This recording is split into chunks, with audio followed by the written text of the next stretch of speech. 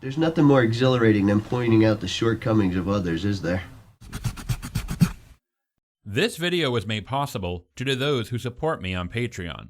And I'd like to give a big shout out to patrons Chris Hutchison, Dan Ray, Flake, Harrison, Joseph Abrams, Majin Weeaboo, Ness Lee, and Stephen Dillon.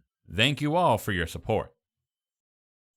Those of you who have been fans of this channel for some time will know that, in addition to subpar media analysis, I occasionally dabble in discussing men's issues, specifically relaying my own experience in the pickup artist and red pill movements, if you can call them that, in an attempt to prevent other young men from falling into these toxic shitholes. However, while I have had the pleasure of having many guys reach out to me to say that I helped them realize how these so-called alpha male influencers are actually just emotionally stunted man-children who only seek to shamelessly monetize their insecurities, there remains a missing piece of the solution. While my father wasn't much of a presence in my youth, I was fortunate enough to be surrounded by many positive male role models, family, teachers, coaches, which gave me a healthy and diverse template of masculinity to live my life in accordance with. But what about the men who are not so lucky, who only turn to these grifting shitbags because, sadly, they didn't have a positive male role model in their life they could look to for guidance? Even if they decide to reject these toxic views of masculinity, who can they look to give them a better one? And thus, welcome to my new video series, Lessons in Manhood, in which I discuss male role models in media whom I believe young dudes can look to for guidance to help them grow into men of true quality. Just a heads up, don't expect to see a character like James Bond make an appearance in this series. While there are some good qualities one can take from a character like Bond, I find there is a danger in looking to more sensationalized or power fantasy-esque portrayals of masculinity for direction. Namely, it resulting in young men thinking that being a man is defined primarily by superficial things like driving sick-ass cars and banging scores of women, which is how you wind up with dudes idolizing walking anal tumors like Andrew Tate and Justin Waller, who themselves are merely little boys cosplaying as men by flaunting their wealth and bragging about their sexual exploits, all the while lacking any semblance of actual substance. This series aims to highlight more practical and emotionally focused lessons any young man can incorporate into their life, even if they aren't some rich, ass-whooping alpha chad. And so naturally, I have decided to roundhouse kick this series off by discussing... I am sure some of you may be confused as to why I would choose Roadhouse as an example of a piece of media that depicts healthy masculinity, since, if you have not seen the film, you probably just think of it as that movie where Patrick Swayze beats the soul out of motherfuckers. And while that isn't entirely inaccurate, overall it is a surprisingly astute examination of the destructive effects of violence that champions the ability to control one's emotions instead of the other way around, and to not allow attempts by others to antagonize you make you compromise your principles and inner fortitude.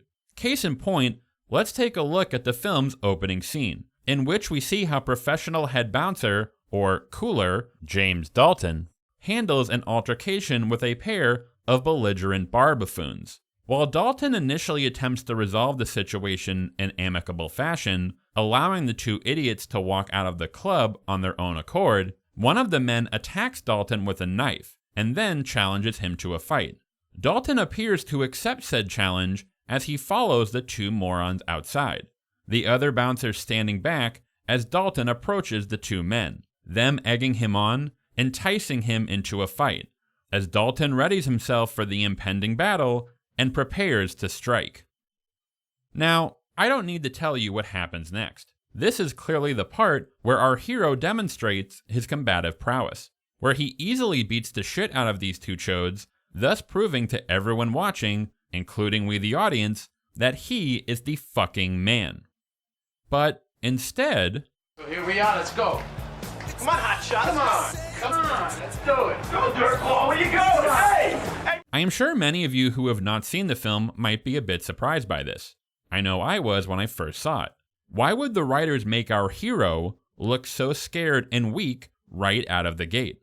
And the answer is because they understand that walking away from a senseless fight is in fact the manliest thing one can do. While a younger, more insecure man might find themselves easily enticed by these two idiots, feeling compelled to prove their masculinity out of fear that refusing to fight would be tantamount to cowardice, Dalton is a man completely secure in his own masculinity. In stark contrast to Tweedledee and Tweedledum over here, who seem desperate to prove that they are big tough guys, Dalton doesn't feel the need to prove himself to them, or anyone else for that matter. That is not to say that there is anything weak about getting heated when someone comes at you in such an aggressive manner. Getting angry or even scared is nothing to be ashamed of in a situation like this, as it could easily escalate into something more dangerous. But the key is to not allow said feelings to dictate your actions. To recognize and accept your emotions, yes, but not allow them to supersede your better judgment. In most cases, even in a situation where you want nothing more than to beat the living shit out of some idiot and teach him a lesson, the best thing you can do is simply be nice. As Dalton relays to the crew of the Double Deuce later in the film after he is hired to help clean up the joint. A piece of advice that the other bouncers can't even fathom. Be nice to a man who gets in my face, who calls me a cocksucker? And the answer is yes, because as Dalton makes firm and clear, it's nothing personal. And taking it personally denotes poor emotional control and a lack of self-discipline. Now, before I continue, I want to make something clear. While the lesson I want to relay to you is that there is strength in being able to walk away from a fight, that is not to say that it is not vital to be prepared to throw down if the other party continues to escalate the situation. Being able to defend both yourself and those you care about is, I would say, an essential part of being a man, in addition to being a great way to build confidence. This doesn't mean you have to be a hulking monstrosity, but simply being in decent shape via whatever your physical hobby of choice may be. You will always feel more secure knowing that you have the capability to defend yourself should you need to. However, said capability doesn't mean much if you don't possess the self-control to harness it. In fact, it can make matters even worse, since now you are someone with the temperament of a toddler, but the strength of a grown man. A perfect example of the harm this can cause is found later in the film in the character of Morgan, one of the other bouncers at the Double Deuce. Despite him being more than physically capable, having the build of a fucking rhino, his temper reveals him as not only a detriment to his trade, but a destructive force in general. When we are first introduced to Morgan, we see him take care of some drunk idiot grabbing a woman. However, while he rightfully apprehends the asshole, he then proceeds to toss him headfirst into a table of patrons who were just minding their own business, thus risking a bunch of innocent bystanders getting hurt. Morgan is either unable to control his emotions, thus resulting in him flying off the handle the moment he is put into an even remotely stressful situation, or, perhaps even worse, he feels as though he needs to assert himself over others to prove his masculinity. He is only able to feel confident or powerful when he is kicking the shit out of others. This is not only indicative of deep insecurity, no matter how many dudes he beats up, it's never going to make him feel man enough, but will only lead to him causing more mayhem, which is especially counterproductive considering that this is the antithesis of his entire profession. As Dalton puts it, Morgan does not possess the temperament for the trade. In contrast, later in the film we see the character of Wade, played by Sam Elliott, who looks fucking unreal in this film by the way, address a similar situation but in far more disciplined fashion. After a drunk soldier tries to cop a feel on a stripper performing on stage, Wade jumps into action. But instead of taking the Morgan approach, a la just straight up wailing on the dude, which surely would cause the soldier's buddies to jump to their friend's defense, thus resulting in utter havoc as a huge-ass brawl breaks out, Wade pulls the soldier back and quickly diffuses the situation with a joke. No ego, no bravado, just a professional doing what needs to be done to resolve the conflict as peacefully as possible. Now, a usual retort will be, but what if the guy deserves it? Should you just let him hurl insults at you and walk away? Should you let him threaten or even attack you and not teach this son of a bitch a lesson?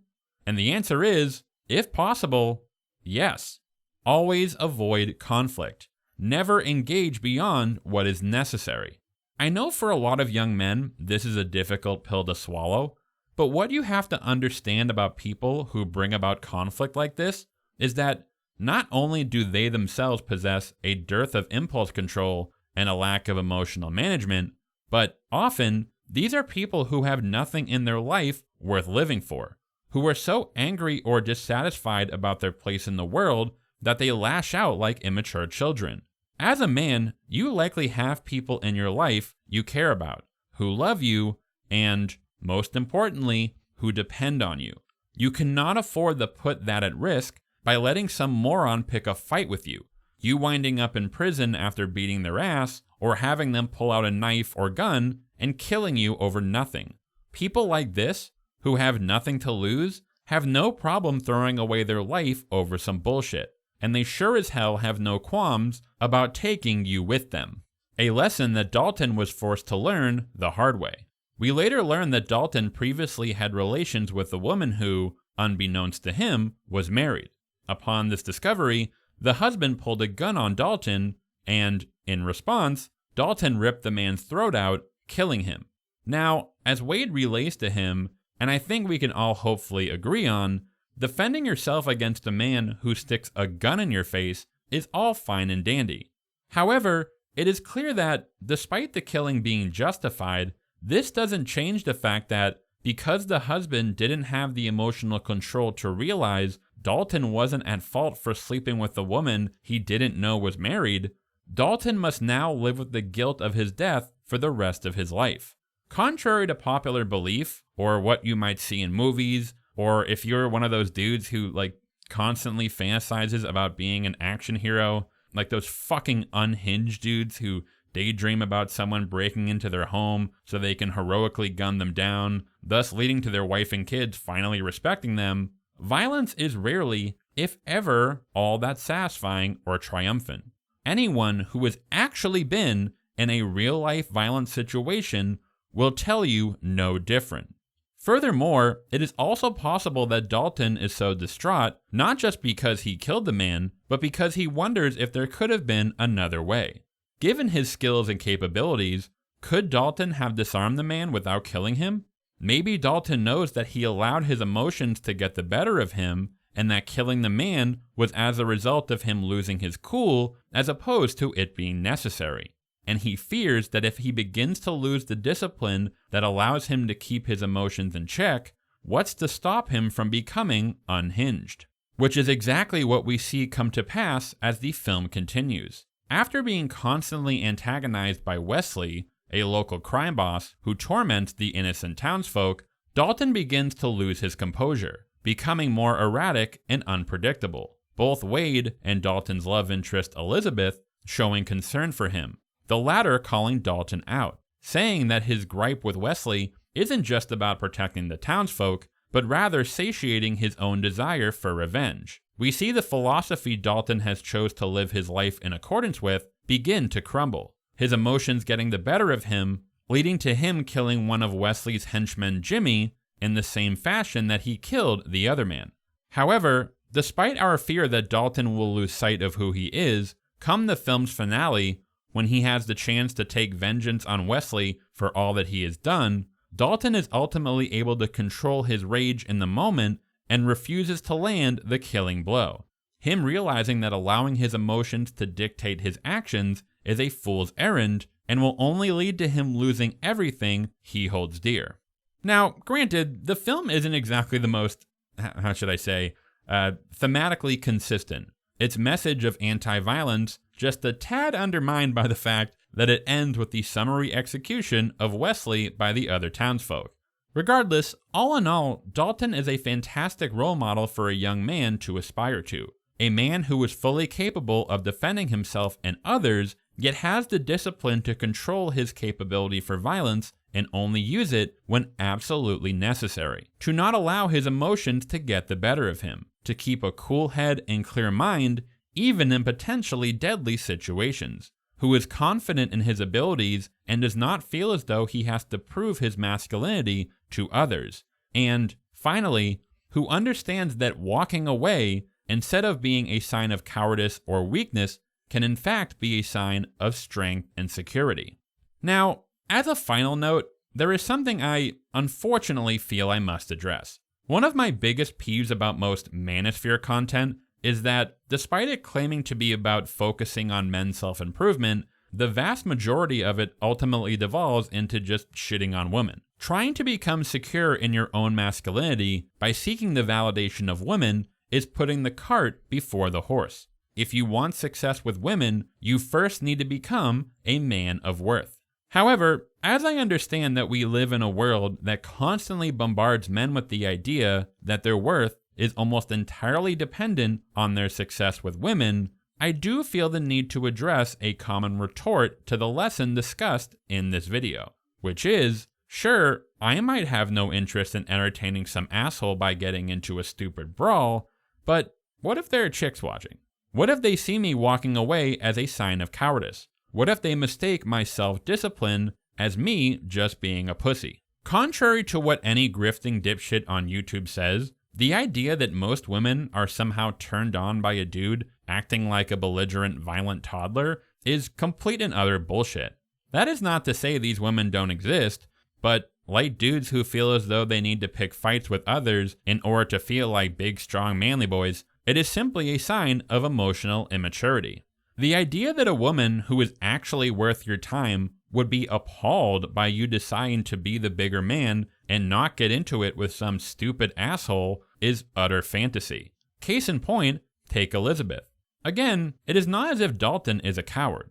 He is clearly a man who is capable of defending himself and others if necessary, something universally considered an admirable trait. However, as we see, Elizabeth isn't impressed by Dalton's displays of violence later in the film, denoting that they are not the actions of a man who is only doing what he must to protect those weaker than him, but a man who has been slighted and feels he must prove himself to who exactly? To himself? Others? Yet all this ultimately does is make him seem like an insecure little boy who has no control over his emotions, something any high-quality woman has no patience for. But what if you do find yourself with a woman who does exhibit this behavior, who sees you not starting beef with drunk randos as a sign that you are not a real man?